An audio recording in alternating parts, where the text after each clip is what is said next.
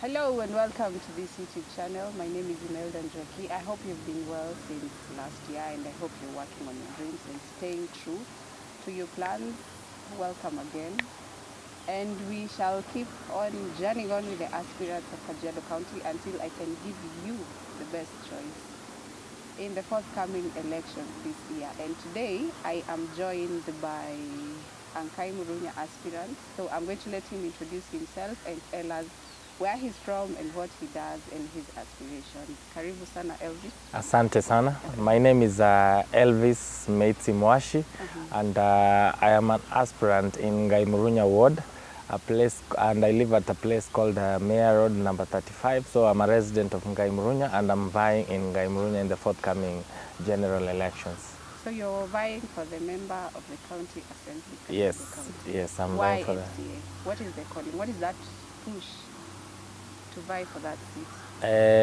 The push is number one. I wanted to represent my people, and I believe I'm the leader the people have been waiting for, because when you look at the leadership in Nkaimurunya, it's so pathetic, for lack of a better word, and I believe I'm the solution to Nkaimurunya. So I have a push to represent my people, to bring change, the change that people have been longing for. So I believe because of my interaction with the people have told me that they believe I can make a good leader, and that's why I have that push to represent my people in Nkaimurunya ward. All right. Yeah. So before we dwell into how pathetic, Yeah. if I might use your word, you say Nkaimurunya ward is. Yes. Why? Do you have any background in leadership? Where do you go to school and stuff like that? So I'd like to know you more personally. All right. I'm first. I went to primary school at a primary school called Bunaus Primary School in Nkaimurunya. I went to Nakel Secondary School in Nkaimurunya. Then I transferred to Mbagathi View Academy in Ongata Rongai ward. And I went to Multimedia University, where I studied the electronics and electrical engineering. So I believe I'm the right leader, because education-wise, I know I'm learned, and also being on the ground, I am always on the ground. Yeah. Always on the ground. Yeah. So how pathetic is Nkaimurunya ward?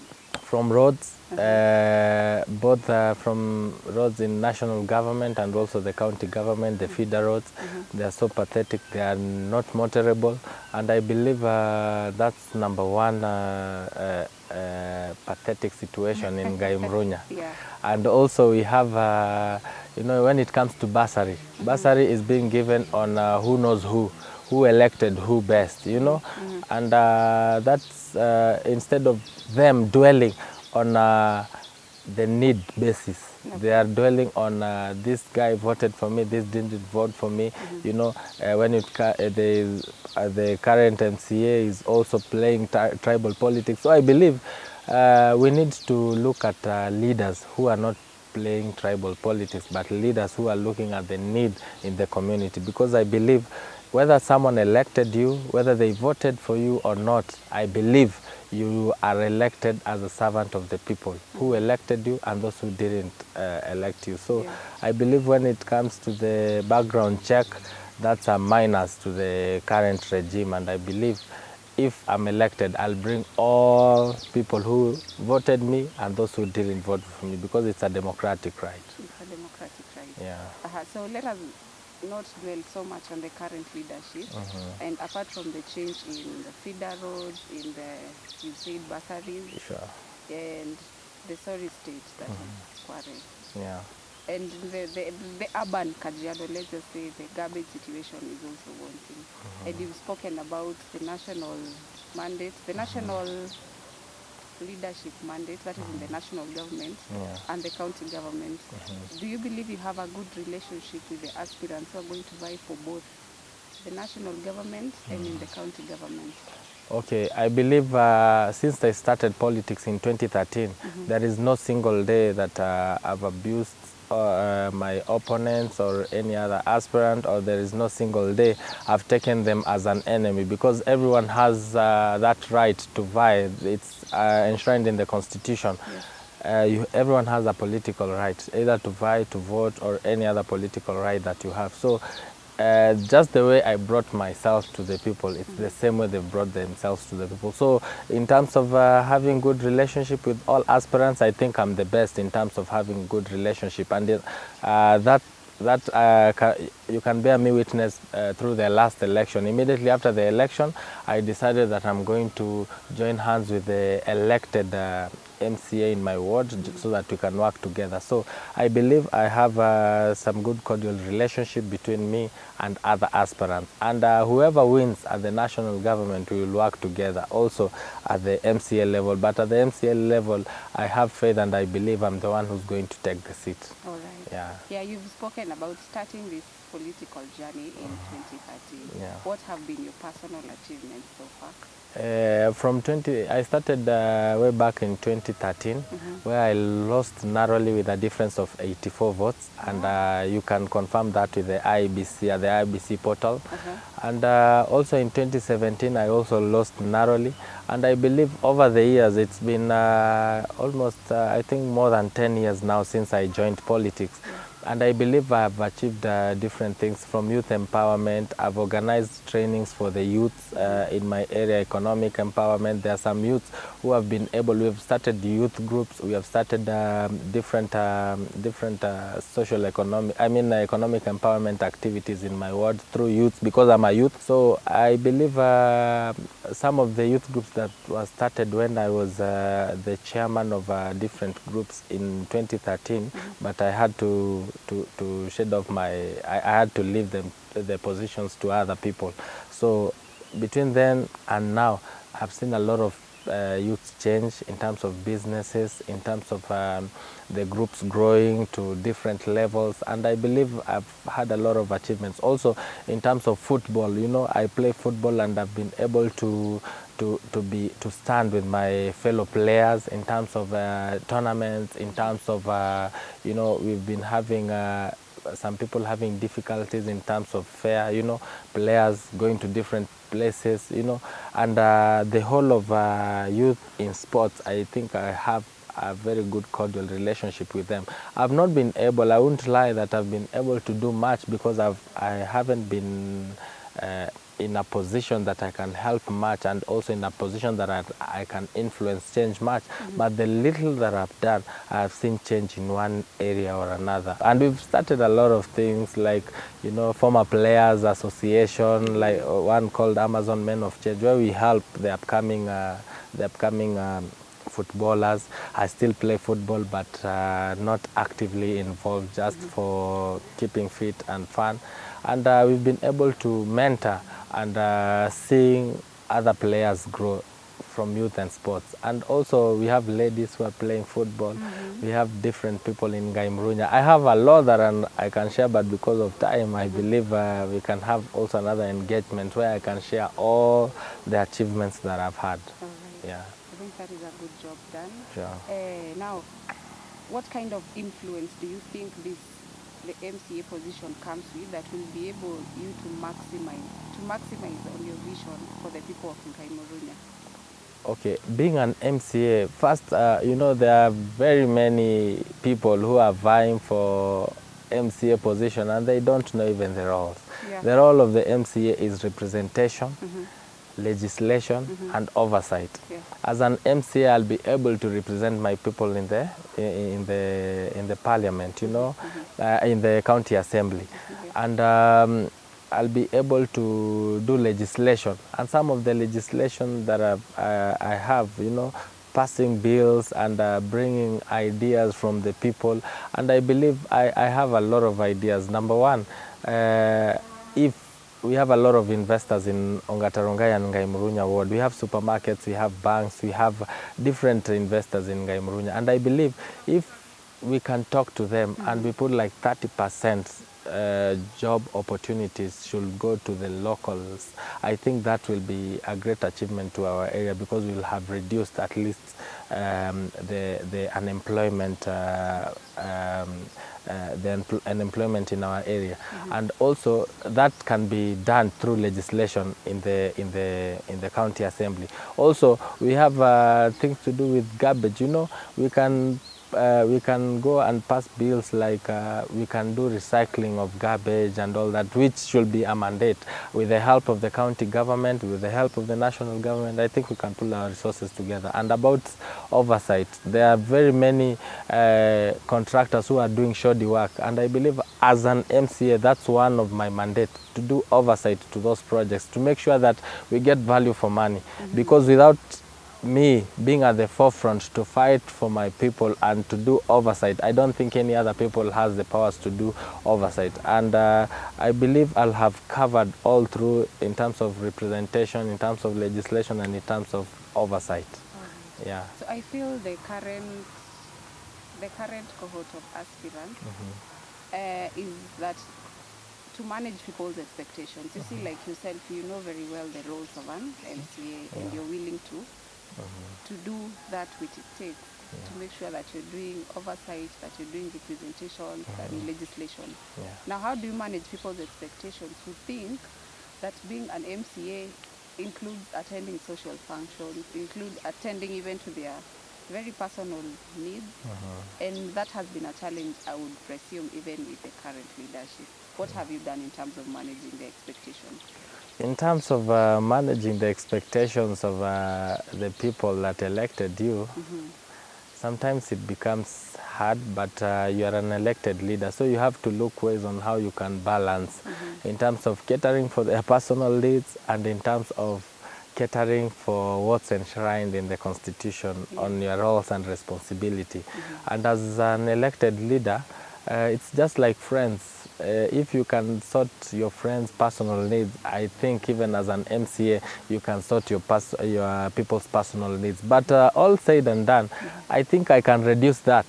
And one way to reduce that is to empower the community. If you empower the community, they will be able to stand up for themselves and their personal needs. Unless there is maybe something like death, unfortunately, or maybe something that needs urgent attention, like medical attention, maybe the bill is high. There are some needs that you can never ignore, you can never look down upon, which is all round. But there are some personal needs that I can make sure that you end the need for personal needs by empowering the community. Economic empowerment is key. It is definitely key. But as an MCA, remember, you do not have, or you might not get access to a budget to do that. How will you empower them if you do not have something to do that? As an MCA, I have influence, number one. Number two, I can have through my networks. Number one, the county government has set aside the Youth Empowerment Fund. The county has. The same, still it's the same community, but different governments. We have the national government. It has things like funds like Uwezo Fund, Women Empowerment Fund, you know. And also, apart from that, those are funds that can be given to youth groups or women groups in my ward. Apart from that, I am planning as an MCA, when we are going for benchmarking, maybe for example in other places, or when I get an opportunity to go to maybe overseas, or when I get an opportunity to meet CBOs, I mean organizations like NGOs, there are some who can come and maybe offer some economic empowerment to the community around. You can do collaboration. There are some organizations who are willing to maybe finance an individual to start up, maybe to have SMEs or to do their own business. There are some organizations which are willing to come and maybe empower a youth group or a women group, you know. Apart from, I know the government will sort maybe a quarter of the population in my area, in my ward, but also we have the 3/4. If we try and reach maybe a half of the population is empowered through that, I think I'll have empower them, even if it's not directly but indirectly through other arms of government. And also we have some other youths who are qualified. They can be employed if they are employment opportunities. I can influence that, and I'll have made a change in my community. All right. Yeah. Do you have a manifesto?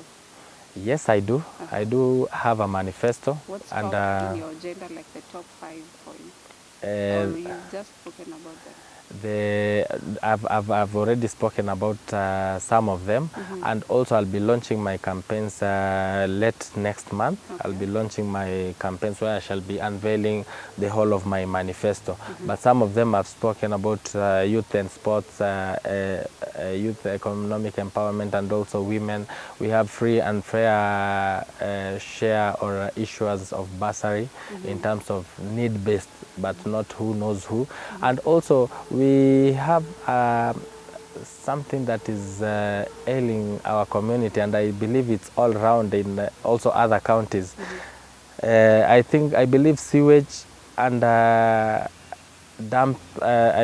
garbage all over. If we can sort that, because it goes hand in hand, both sewage challenges and also garbage challenges. So I believe if we sort that, we can do recycling. We can do even recycling of sewage, and do great things. So sometimes the budget can fail us, but I believe as a leader, there is a way you can influence in one or another through different arms of the government. I believe if we join hands, the community will benefit.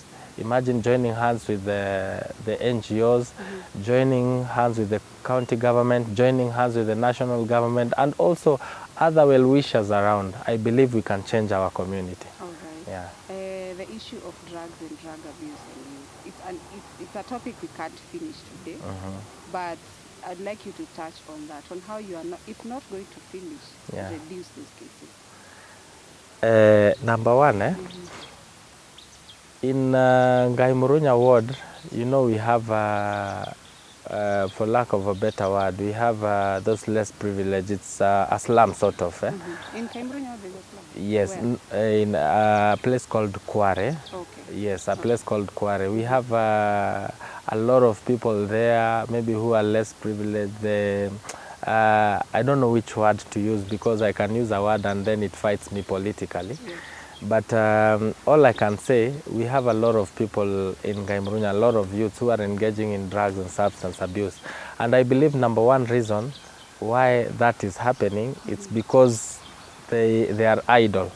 If you keep them busy and they are earning through them being busy, I think that number one will sort out the issue. Number two, I believe if we can start up economic activities, maybe so that we can keep them busy, even if it's farming. We have land in Nkaimurunya', and people say that we don't have land in Kajiado North, but we have land in Kajiado North in different areas. People who are willing even to give their lands free of charge just to see it productive. Okay. So I believe there are things like farming which we can do, and it will reduce that. I don't believe someone can be in drugs and substance abuse for 24 hours if they are busy for 12 hours.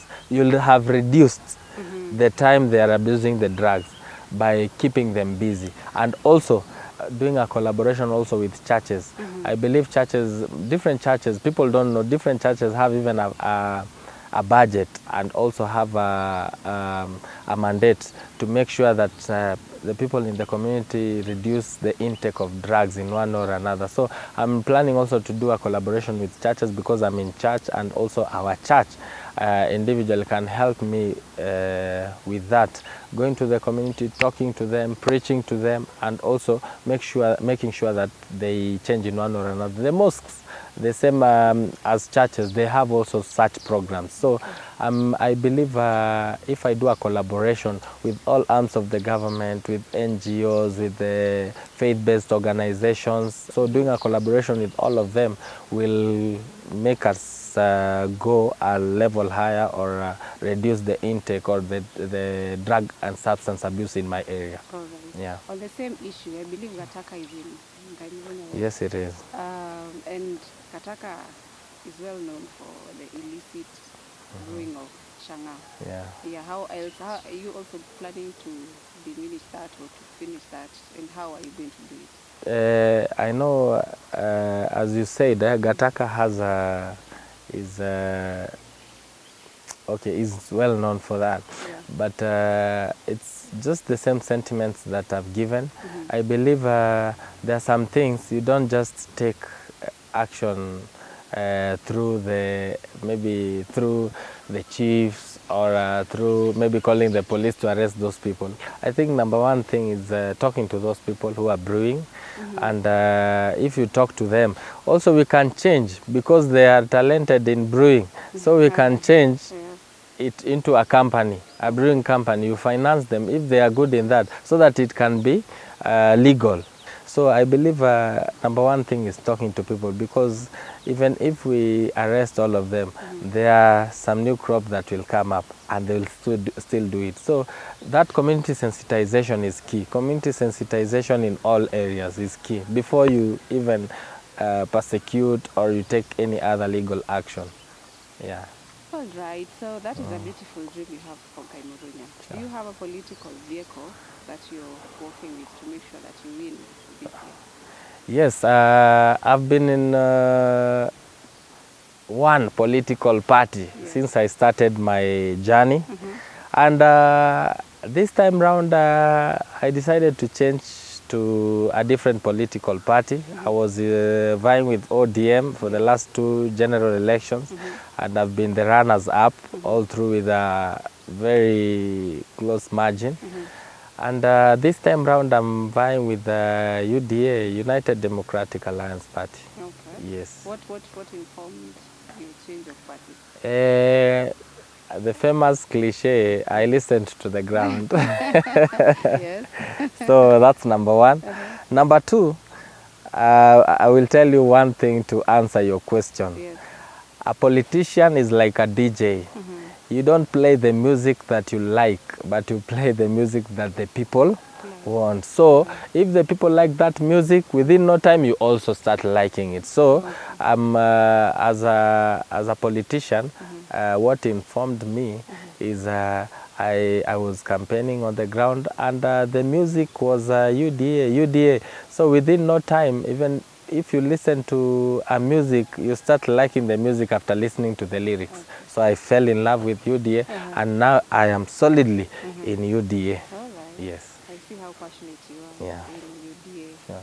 And now that you vied in the last 2 general elections and you have lost in both, Yeah. are there some lessons that you've carried along with you? Yes. And how do you take that loss? Because politics, I believe, is an investment. Sure. You invest emotionally, you invest financially. Yeah. How did you take that loss, and how did you bounce back? First, it's not easy to keep your fire ablaze for 15 years. This will be my 15th year. That is the 3rd term, still going for this seat. And luckily enough, I started when young. And I've learned a lot of lessons which I won't disclose, because my opponent who are starting might bank on that. Okay. But it's not an easy thing to lose an election. Immediately after election, no one, even your friends, no one, even those who voted for you, no one will want to hear anything about you.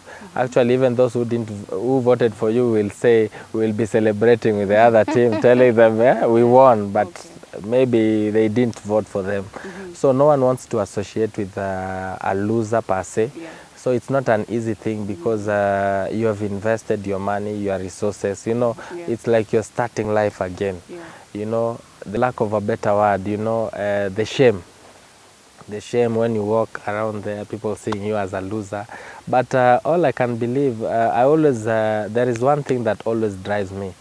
I am a winner also in my own way, because with less than 500 votes in the 2nd election, and you are I get 8,000, my opponent gets like 8,500. You know, I'm still a winner. There are some people who are looking up to me, and that's why the drive in me has never stopped. I still have that fire burning in me to represent those people who have been believing in me since 2013. And this time round, I am very much hopeful. I am going to take this seat, and I am going to represent my people so that they can know what is that I've been wanting to offer them. So it's not easy to take the loss, but I always say, bora uhai, you know, as long as you are alive, you soldier on, yeah. So everyone loses. So I've been on the losing side, but this time round, I know they will also take the loss, and I will be the winner. Thank you so much. So what are some of the challenges that you've encountered since campaigning? Yeah. Not since 2013, but now the recent election, the 2022 one. The challenges towards 2022? The same challenges, financial difficulties in one or another, lacking resources. You know, in campaigns, you need money in one or another. Even if it's not giving people money, but you need money, you need resources to move from one place to another. You know, you need fuel, you need to print T-shirts, you know, the campaign merchandise and all that. So financial constraints, number one challenge. Number two, challenge is there are some people that believe so much into parties. So selling your name as an individual, sometimes it becomes hard without you tagging to the party.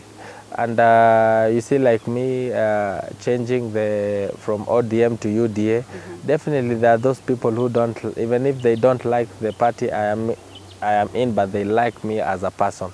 You see, it's a challenge. Some people like me because of the party that I am in. But all in all, we've been trying to train our people so that they can know that at the end of the day, even if you look at the party, but the individual matters most. So I believe we have a lot of challenges, but as a soldier, you have to overcome all those challenges so that you become triumphant, because I'm not the only one facing the challenges. Even the other aspirants who are competing with me are facing the same challenges. So we are on the same page.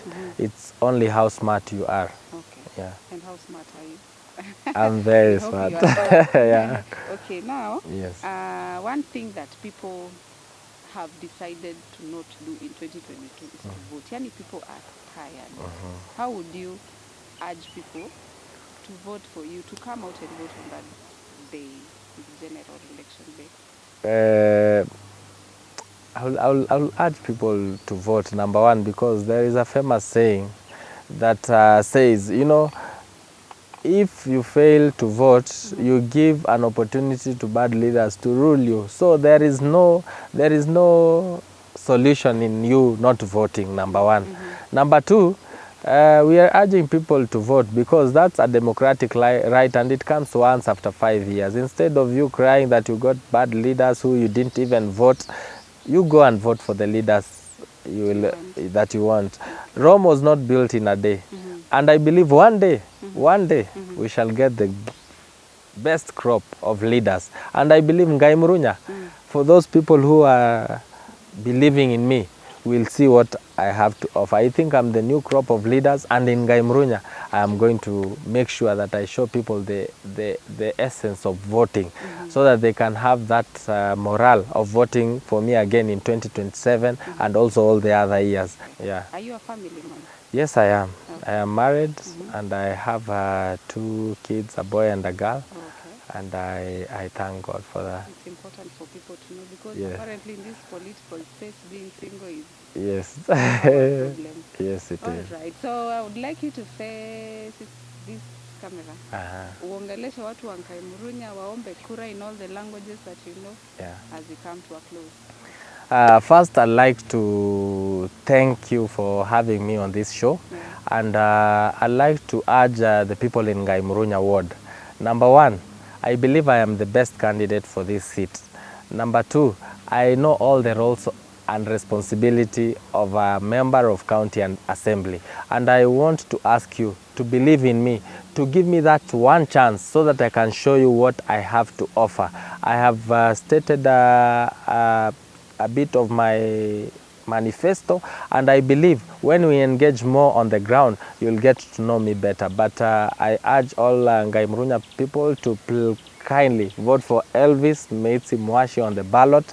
We'll be going to nominations around April or May there, and I am asking for all of you, please kindly come and vote for me so that I can take that nomination, so that this seat can come home, and I promise you I will not let you down. Thank you so much, the people of Nkaimurunya, and Elvo is the real deal. We wish wish you well. Thank Wish you. the very best. Thank we you. hope to come back now for an interview where you come and tell us, this is what I've done, this is what I've done. Sure. We shall be here for you. Thank you so much for making through to the end. As usual, please make sure to subscribe, like, and comment on this channel. We hope to make this channel the #1 stop for you to come and shop for your favorite leader based on what you have heard. Thank you so much, and please subscribe. Please subscribe. Thank you.